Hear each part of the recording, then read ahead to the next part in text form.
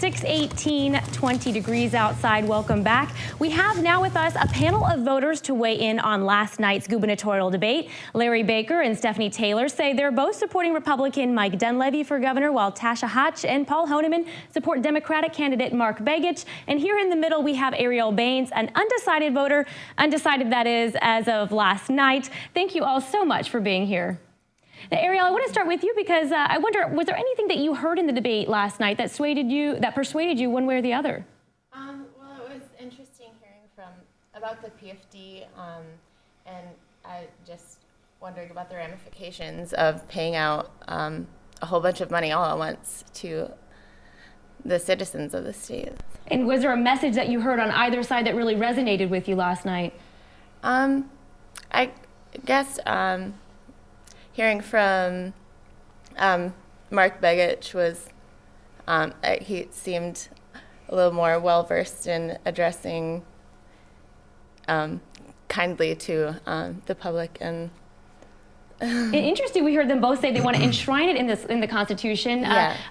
Tasha and Larry, I want to get you jumping in here. Paul, that is. I want to get you jumping in here on, was there a moment there where you heard Mr. Begich say something where you thought to yourself, that's my candidate, that's why I'm supporting Begich?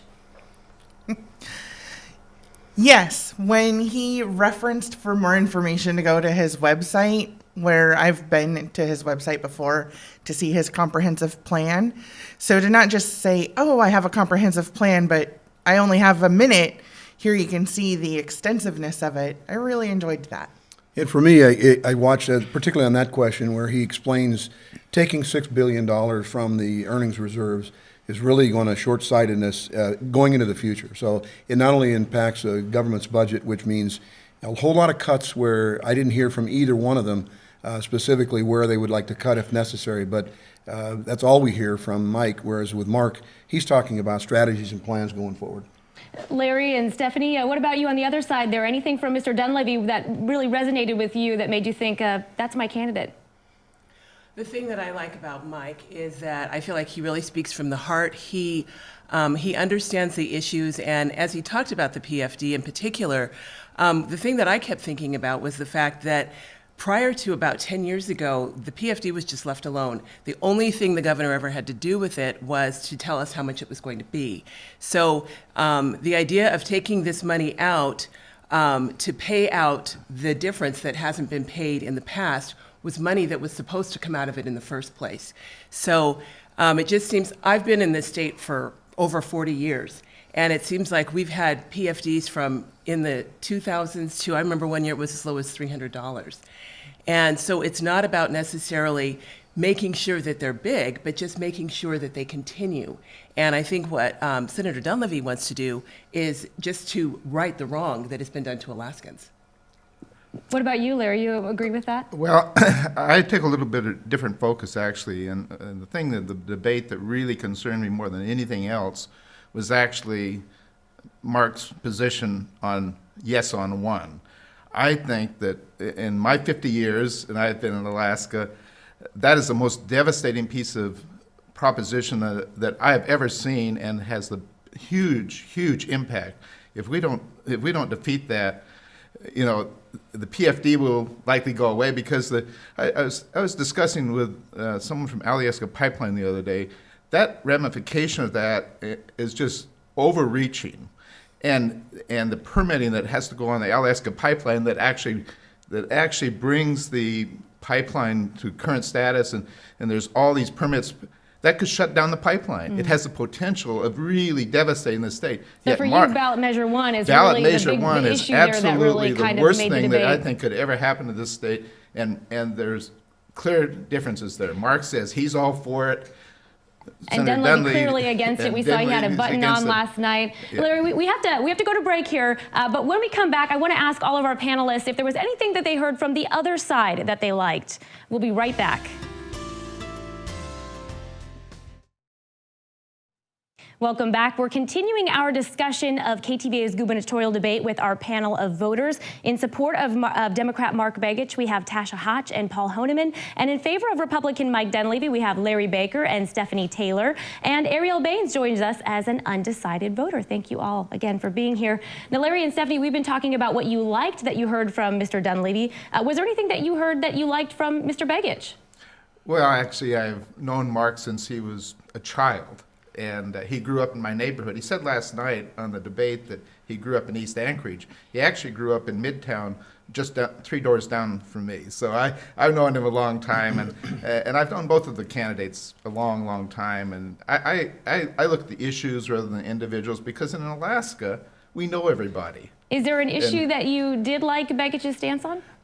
Well, the trouble that I had is that he talked about additional need for taxes, and he did the same thing when he was mayor of Anchorage. He raised everybody's property taxes, and last night he was talking about need for income tax or other types of taxes to fill the gap. And I don't think that that's really where this state has to go. We need to constrain our spending rather than expand it. Yeah, big sticking point for you there, big Larry. What sticking. about on this side over here, Tasha and Paul? Was there anything good in what Mr. Dunleavy said last night on the issues? You know, I guess there's a couple of things. Number one, I think Mike's got the picture that he's been listening loud and clear about SB 91 and the reforms that's going to be needed to correct our crime problem around the state. But Larry, I think, is totally inaccurate when it comes to the raising of taxes. Even the administration he served under raised property taxes in the municipality. So I think that's a non-starter. There's just scare tactic conversations about Prop 1. You know, what's wrong with local community input? And I think voting no is basically going to let the politicians, what we have currently, if we keep doing the same thing and want different results, well, there's a definition for that. Let's go a different direction. Mark's got proven leadership. He knows what he's doing. What about for you, Tasha? Anything that you saw from Mr. Dunleavy that resonated with you in any way? Yes, when he started, I think, kind of saying the same things that Mark did, I thought, oh, he likes my candidate too. Interesting. They kind of agreed during that lightning round where we asked them where they would cut, and a lot of the answers were no on both sides. What did you make of that, Ariel? When you're looking at who you might be wanting to vote for, what kinds of things stood out to you?